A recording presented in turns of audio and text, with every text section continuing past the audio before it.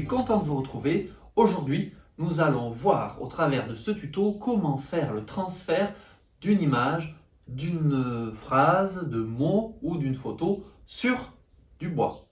Je vous avais déjà montré un petit peu ça dans ma vidéo sur le coffre de pirate, que voici, où je vous avais donc montré comment transférer sur le bois une phrase ou un dessin. On va reprendre tout ça pas à pas, petit à petit, dans cette petite vidéo. Allez, on s'y jette. Donc je vais faire ce tuto autour d'une réalisation concrète. On ne va pas juste décalquer un petit nounours sur une planche en bois, ça sert à rien. En tout cas, moi, ça ne me sert à rien. Je vais, au travers de ce tuto, terminer une réalisation que j'ai commencée il y a quelques jours, juste quelques jours.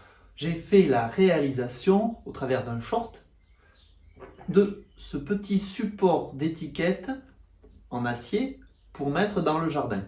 Aujourd'hui, pour ce tuto, nous allons réaliser les étiquettes en bois qui vont être positionnées dessus. Voilà. Donc on va faire des transferts de noms, ciboulette, ail, persil, coriandre. On fera peut-être pas tout ça, mais je vous en montrerai une ou deux pour illustrer ce tuto. Allez, on se rapproche pour voir un petit peu ce qu'il nous faut comme matériel.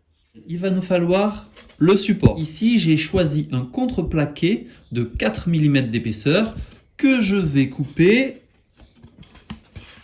voilà, en petites sections de la taille de mes étiquettes. On obtient ce genre de petits bouts de bois. Celui-là est déjà percé pour l'accrocher sur l'étiquette, celui-là pas encore, mais je le ferai, ne vous en faites pas. Donc moi, je vais transférer l'image ici, sur le côté clair, pour que ça ressorte bien. Il me faut, en plus de ça, mon papier. Alors attention, voilà, j'ai commencé déjà à faire des essais. Il faut imprimer, vous voyez, il y a écrit coriandre, basilic, ciboulette.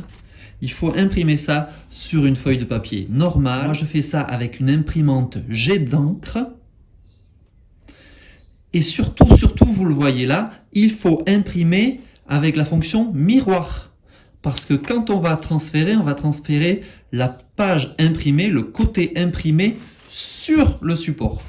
Donc pour bien voir, il faudra que vous imprimiez avec la fonction miroir. Si vous ne faites pas ça, tout va être à l'envers. Et donc une fois découpé, voici ce que j'obtiens. Pour ma réalisation ici, je fais attention que cette dimension de mon papier soit de la même dimension ou légèrement inférieure à celle de mon étiquette en bois, de mon support en bois. Enfin, très important, il me faut ce qu'on appelle un vernis-colle. Moi, j'ai pris le vernis-colle très qualitatif de chez Libéron, vernis-colle, voilà, multi-support et incolore. Si vous prenez un vernis-colle bleu, noir, on ne verra rien de ce qu'il y a écrit sur vos étiquettes. D'accord? Donc très important, vernis-colle incolore. Pour l'appliquer, comme mes étiquettes, mes supports sont petits, un petit pinceau. Si vous avez quelque chose de cette dimension à en coller, bien sûr, il vous faudra un pinceau beaucoup plus gros. Ici, un petit pinceau suffit largement. Première étape, il faut préparer les supports. Je vous ai dit que j'allais transférer sur ce support en bois. Le bois est toujours un peu poreux. De ce côté, il était verni. Je ne vais pas y toucher. Je vais travailler de ce côté. C'est un support qui est brut. Néanmoins, je passe toujours un petit coup de papier vert sur tous les supports sur lesquels je vais transférer. Ici, c'est un papier de 80. Je frotte légèrement, j'enlève les différentes traces. Là, vous voyez, il y a une tache. C'est pas la peine d'insister comme une brute. Il suffit de rayer le support pour que la colle, le vernis-colle, imprègne le support.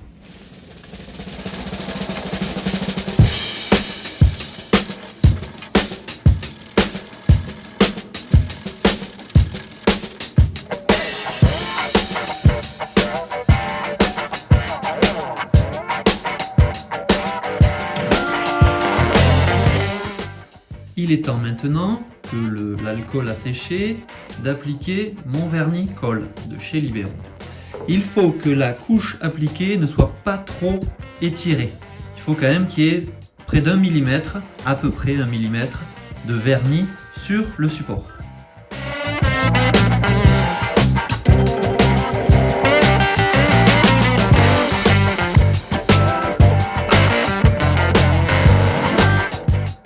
Alors 1 mm, j'ai exagéré, il n'y en a pas 1 mm. Il y a une couche épaisse, vous voyez, on voit les traits du pinceau, il faut que ce soit un peu épais. Donc je vais d'abord faire celui-là et après je vous remontrerai ici. Donc là j'ai étalé bien comme il faut, je vous montre de plus près, voilà, le vernis colle. Je vais pouvoir maintenant positionner mon papier par-dessus. Alors, ça là, c'est la surface sur laquelle j'ai imprimé. Je vais la mettre collée sur le vernis colle.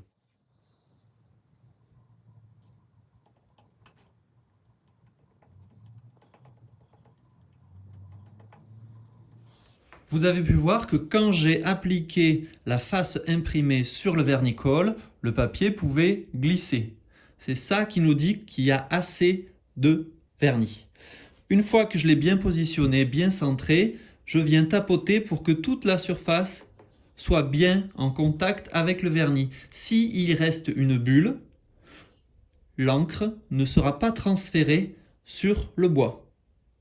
Et surtout, vous ne remettez pas du vernis ici, de ce côté. Si vous refaites ça, votre support est foutu. Vous pouvez tout poncer pour recommencer. Le vernis ne doit être que entre le support en bois et le papier. Vous n'en remettez pas dessus, je me répète, mais c'est très important.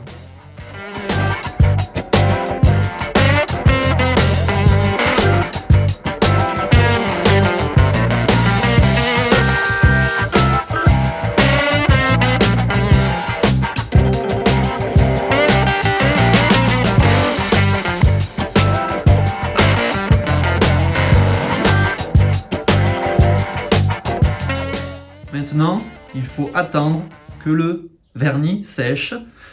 Vous aurez une bonne indication qu'il est sec quand il sera devenu transparent. Donc vous en avez pour quelques heures. Surtout si, comme maintenant, fin avril, il fait plutôt frais. J'en ai fait quelques-unes, vous voyez.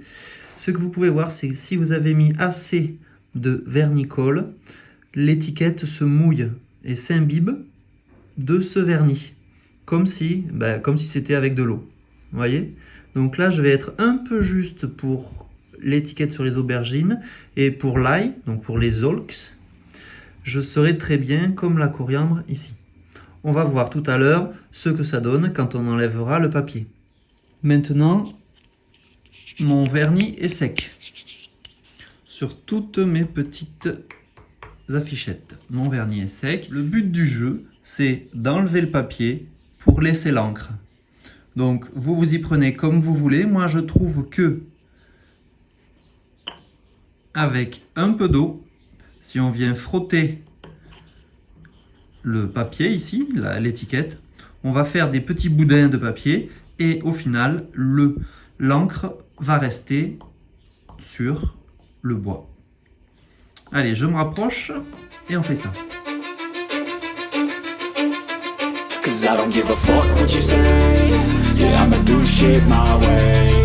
So you can go kick rocks, I'ma stack bricks up, build what I want to make. Yo, I got a lot of shit to say, so I'ma do this every day. I'll be writing things until I'm fucking buried in my grave. 6 feet deep under, but my body... Voilà, il n'y a plus de papier qui s'enlève. Je prends un chiffon.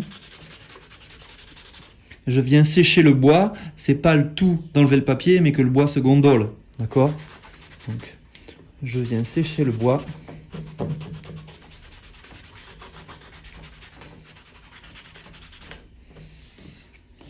Et voilà ce que l'on obtient. On voit l'encre qui s'est enlevée à certains endroits. Là, par exemple, il s'est enlevé. Il y avait une bulle, sans doute, sur le papier. Voilà. Donc, ce qu'on obtient, ce n'est pas une inscription parfaite. Ce que l'on obtient, c'est une inscription avec un effet un peu vieilli. Voilà. Donc, il me reste à le faire pour toutes les autres étiquettes. Je vais vous le montrer sur une deuxième. Et ensuite, il faudra passer à la finition parce qu'il faut protéger cette encre. Hurt you so bad that you're gonna need some therapy. I got the motherfucking recipe. I've been cooking up hits, I'ma leave a legacy. You'll be looking small when you're standing right next to me. I'm 5'10", bitch, but I'm 10 feet. 'Cause I don't give a fuck what you say. Yeah, I'ma do shit my way. So you can go kick rocks, I'ma stack bricks up, build what I want to make. 'Cause I don't give a fuck what you say. Yeah, I'ma do shit my way. Après une nuit de séchage, on obtient ce genre de choses. Alors l'impression est très bonne, ça dépend des petites plaques. Là, on voit que j'ai pas enlevé tout le papier, il reste du blanc. Par exemple, sur celui-là, j'ai enlevé vraiment tout le papier et j'ai tellement enlevé le papier, tellement frotté que j'ai un peu abîmé l'encre. C'est pas grave, on voit toutes les écritures. Et le but n'était pas de faire quelque chose de parfait. Donc même celle-là où j'ai oublié un peu de papier, je vais la garder comme ça. Maintenant, comme ces étiquettes sont destinées à être en extérieur pour la plupart, je vais les protéger. Je vais leur mettre un vernis incolore en plusieurs couches pour les protéger et pour éviter qu'elles se déforment et qu'elles s'abîment en extérieur. Voilà, je vais faire ça avec un petit pinceau. Je vais passer au moins 2 couches sur chacune des étiquettes et 2 couches recto verso.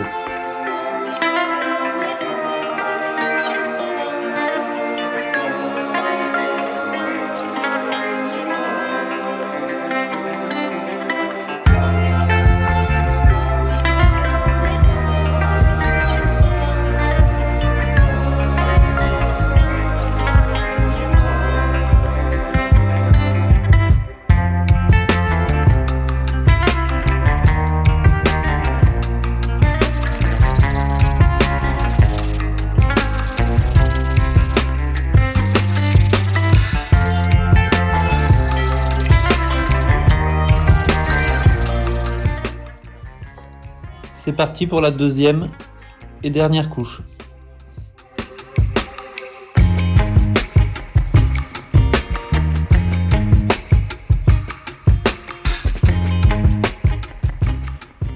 Voilà ce que j'ai après 2 couches de vernis d'un côté, 2 couches de vernis de l'autre pour la protection.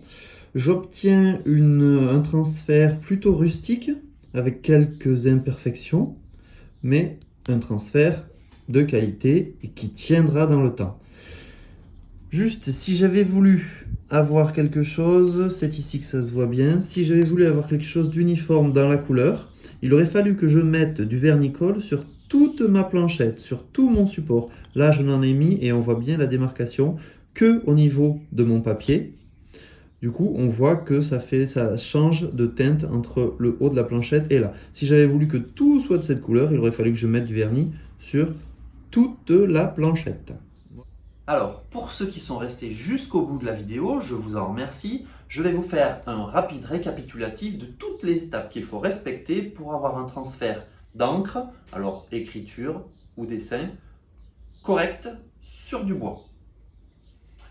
Premièrement, il faut un support propre, non gras, donc dégraissé, et légèrement rugueux, donc avec un léger papier poncé, il faut casser un vernis s'il y en a. Deuxièmement, il faut faire une impression sur papier. Alors moi, ma technique, celle que vous avez vue là, c'est une impression jet d'encre. Si je ne l'ai pas déjà dit dans la vidéo, c'est important. Ce que j'ai fait là, c'est pour une impression jet d'encre. Il existe des techniques avec une impression laser. Quand j'aurai une imprimante laser, je ne manquerai pas de vous montrer cette technique. Donc impression jet d'encre, deuxième technique. Troisième technique qui va avec l'impression, si vous avez des écritures, il faut absolument l'imprimer avec la fonction miroir. C'est très important, vous l'avez vu dans la vidéo. Si vous avez des dessins, vous vous en moquez peut-être qu'ils soient en regardant d'un côté ou en regardant de l'autre, mais pour les écritures, vous n'allez rien comprendre sinon. Ensuite, une fois que vous avez d'un côté le papier, de l'autre le support bois, il faut encoller le support bois avec une couche de vernis suffisante. Je ne vois pas mieux comme terme parce qu'il faut qu'il n'y en ait pas des tonnes, sinon tout va glisser et l'encre va couler plutôt qu'autre chose. Mais si c'est trop sec, si c'est trop fin la couche de vernis, vous n'allez pas pouvoir imbiber le papier.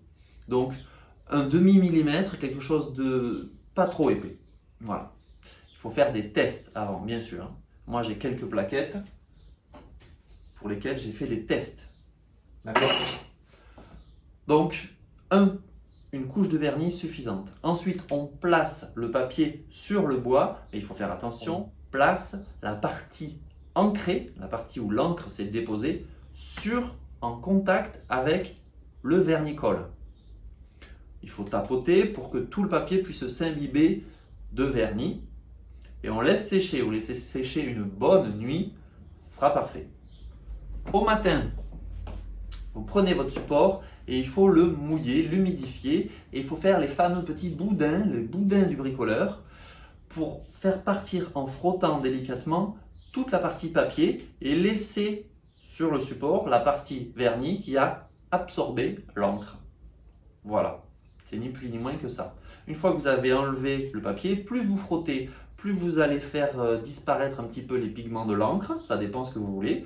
Si vous laissez, comme je vous l'ai montré un petit peu, si vous laissez trop de papier, ben il va se voir, ça va faire un petit tour blanc qui peut se voir, ça dépend ce que vous voulez comme effet.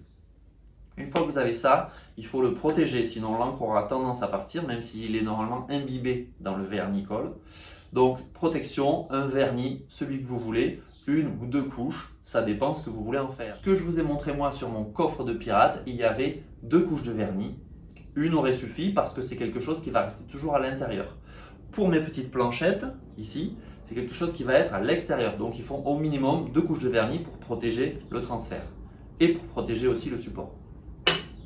Voilà, entre les 2 couches de vernis, ça ne change pas. C'est un petit égrenage. Moi je l'ai fait avec du papier 180 pour que la surface soit nickel. Ça n'abîmera pas le transfert. Voilà, j'espère qu'avec tous ces conseils, vous arriverez à faire un bon transfert d'encre sur du bois. Voilà, j'espère que ce tuto sur le transfert de l'encre sur du bois vous a plu. N'hésitez pas à me poser toutes les questions qui vous viennent sur cette technique ou sur d'autres techniques. Je réponds généralement aux commentaires très rapidement. Si vous avez aimé la vidéo, n'hésitez pas à mettre un pouce en l'air, ça fait toujours plaisir. N'hésitez pas à vous abonner si vous voulez voir toutes les autres vidéos qui sont déjà faites ou qui vont sortir bientôt. Je vous remercie pour avoir regardé cette vidéo et je vous dis à bientôt, bon bricolage et bon jardinage, c'est la période. Au revoir.